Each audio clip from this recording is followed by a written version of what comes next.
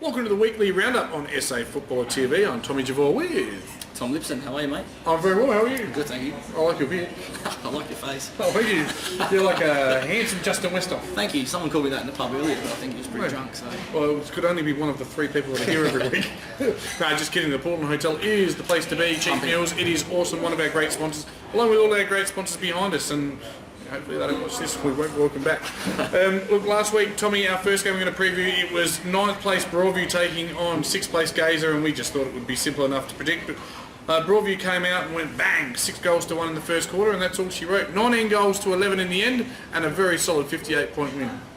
Yeah, Broadview winning that pretty easy. They're setting up with a really good first quarter, so I'd come back from there.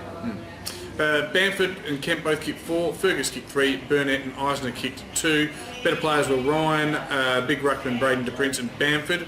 And Effin Bean, we just love saying his name. Hey, Effin Bean. I mean, Effin Bean, nice. Great. Yes. Whilst for Gazer, it's not a pretty sight, mate. Tell us about it. The goal kickers, we got Bioli with 2, Smith with 2, and the rest were singles there. Best players, we got McCready, Heinz, Camp, he's a bit... Smith and Lee as well. He's my physio, actually, Daniel Lee. Good Is on he? you, mate.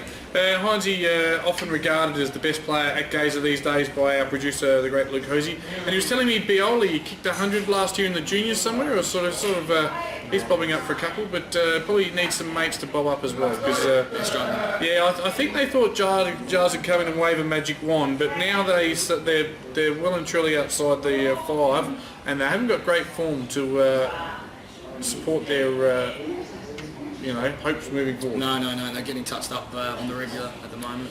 Yeah, so not good, but it's not too late to turn it around.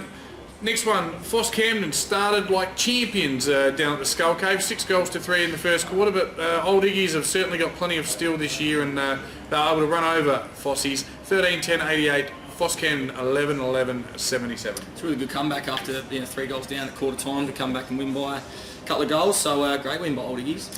Better players and goal kickers for Old Ignations? Old Ignations, we've got Ortlip with 4, McNeil with 2, Abbott with 2, the rest of the singles. We've got Ortlip was best on ground, Boyd, Dawes, Christopherson and Abbott round out the best. So a lot of letters in that, no? Yes. Williams kicked 5 for Fossey, and it's a young left footer. Ramsey kicked 2, a host of singles, whilst Rewalt, Williams and Young were their better players. From the Bays? Was he at the base? Nick Ramsey used to play for the Bays? No, it's not Nick Ramsey. No? I was at Ramsey, I just thought it might have been. Oh, it could be. Yeah, no, it would be, because they're in the Glenelg zone. Yeah. But he didn't play well. Didn't he? Did he? Oh, he was at Bays for a long time, I'm not sure if he did or not. If you did, mate, sorry. Well, good on you if you did. Really proud of you. Yeah. You should be very handy if you did too. Our next one, this was the producers Laydown Mazaire. They dropped. He said they wouldn't drop a game. They dropped the game last week by a couple of points. They don't talk behind the camera, but they bounced back with authority. 91-point win to Modbury. It was 20 goals 11, 131. St. Peter's 6 goals 440. Take us through the St. Peter's better players and goal kickers. St. Peter's goal kickers, we've got Schultz with 2, Sharp, Hayward, Trenolden with 1 each, Roberts, Hayward, Smith, Fotheringham and Allen in the best players. Allen! Excellent. And for Modbury, what a fantastic spread. There's more goal kickers there than something. There's a lot of. There's going to be 15 goal kickers. Well, Stant was the only one to kick 3. Ben Baal, the boy from Japan, kicked 2. Gibson and Robinson kicked 2 along with Verity. And they won 2, 3, 4, 5, 6, 7, 8, 9, 10 singles. So that is a really good spread. It's a good day out. Bennett, Davey, Gibson, Marshall and Burns are the best players. They've got a good spread. They've got a good team. They'll be hard to stop. Yeah, unless the Portland come from night spot and knock them off, I think they might win a chance. Yeah, Portland would need to do something very, very special very, very soon.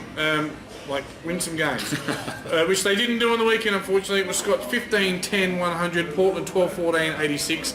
They've had more scoring shots though, and you're certainly not disgraced if you only go down by 14 points. No, I think they were up by about 3 goals with about 10 minutes to go. Portland. Of course, one of your fellow Peninsula clubs. So. Yeah, so they were well in it, 15 points up. I think my young counterpart Waring told me. So they had a few injuries late in the game, and it ended up costing them. Yeah, I hear that a lot from Portland. They've got injuries and this and that, but at the end of the day, you've got what you've got. You've got to make the most of it. Yep.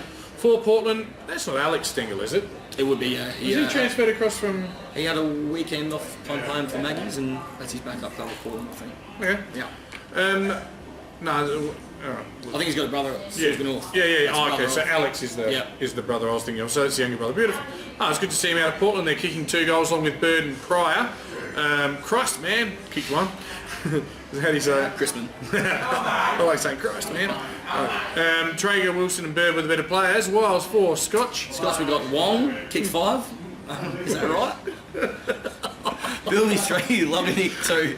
And the best players were Giles, Middleton, Thorpe, Wong, Kokinakis and Bilby. And of course is the brother of Thanasi Kokinakis. Yeah. Yeah, right. You know what the P stands for? What? I've got no idea. I was asking, brother. Probably could have looked it up. Don't ask questions you don't know the answer to. It's not the Nassi, it's probably Peter. Yeah. Paul. Should we look it up? No, we haven't got time. Look, one club that's not having a great year is Smosh West Lakes because they're not winning any games. No, they're not. They did win one, but it was by default. They started all right. They were in it at 3/4 time, but as usual, they've faded. I'd love to see them win some games for Carey and the boys, but it was 8-7-55, Sacred Heart 15-9-99. Lockie Button from Sacred Heart, what a stellar year. Probably struggled with injuries a lot at the bays, but just Div 2 suiting him just beautifully. Well, I'm not sure exactly. I haven't watched Sacred Heart play this year, but whether he's playing in ruck or centre half forward or changing, but he's kicked 7 and been best on ground with Delmenico and Brooks. The other multiple was Brooks with 3, and Sacred Heart really surprised me this year. Yeah, they're going really well. Smosh probably that's where they're at. I think they've had 5 or 6 senior blokes retire. Yeah, well, they had 5 or 6 senior blokes retire at the end of the year, so they're in a bit of a rebuilding phase. So hopefully they can string some wins together towards the end of the year. So their goal kickers on the weekend were Beacon with 3. The rest were singles. Their best players we've got Gates, Pink, Sibic, Gillespie, and Payne. Yeah, and Trent Payne's been pretty consistent there. Yeah. Looking at the ladder, we'll start the wrong way round as a tribute to the boy from wherever club he's from. Smosh West Lakes are going to get relegated with 1 win. Look, I like how you've called that. They're going to get relegated. There's 8 games to go. 9 games to go. You don't think they can snag a couple? 11 games to go. They're not playing good enough footy. Who are they going to beat? I don't know. They don't seem to get... They've been pumped a couple of times, but they've pushed a few teams in as well. Well, that'll fire Carey out. We probably tell the boys that I've said that, and that's fine. Yeah. But I don't see who they're going to beat. No, the other thing is that, that win, they didn't actually win the game. I know, so, let's hope they can keep that young team together and be a force in whatever division they're in next year. Yeah, and they've recently lost to Portland by 80 odd points, who are 9th. So Yeah. there is a little method to what I'm saying. Yeah. I'm not just like making stuff up to Just be keep mean. you on your toes. Yeah. Look, Foss Camden impressed me in 8th, like believe it or not. They're 2 and 5, but they've got to start winning some of these close games. Seems to be a pretty even competition though, doesn't it? Yeah, well, I reckon the top 5's almost set as well in this one. St. Peter's have dropped right off. Broadview are 3 and 4, but of course they could technically be 4 and 3, and that would change the whole way makeup of the competition. I mean, Scotch only beat Portland on the weekend by 3 goals. Portland 9th, Scotch, well entrenched into 5, so... Yeah. And of course, 7 rounds in, there's no great big goal kickers here. Brady Pryor with 25. He's the only one above 20. Bilby's on 19, and Williams from Foss with his bag on the weekend, also on 18. And the young fella from Sacred Heart, Kakuro, on 18, along with Will Thorpe from Scotch. A lot of blokes on 18. Yeah. It's a beautiful time to be alive, 18, isn't it? Do you remember back then, do you? Yes, the 90s. You would have been a little run. Crazy, yeah. We used to have a lot of fun down at a nightclub in Ingle Farm called Transformers. It was the Jewel of the North. That's a story for another time. The Bridgeway Hotel. So a chunky custard there. Yeah, look at the Chunky custard. In 1900s. Poses either having an aneurysm or he is down. The old Transformers He's reference. Some of my old mates will be watching this going, Dirty Negs has done it again. Alright, Broadview and Modbury. Broadview are much improved. They're at home. Can they snag Modbury? Nope. No, I don't think so. Modbury too good. We looked at teams had 15 goal scorers on the weekend because they are very, very good.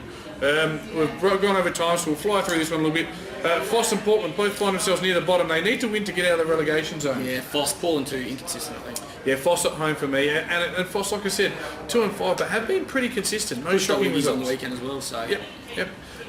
Gazer and Old Iggy's. Gazer have gone off the boil. Old Iggy's pretty consistent in this division, aren't they? Old Iggy's easy. Yep.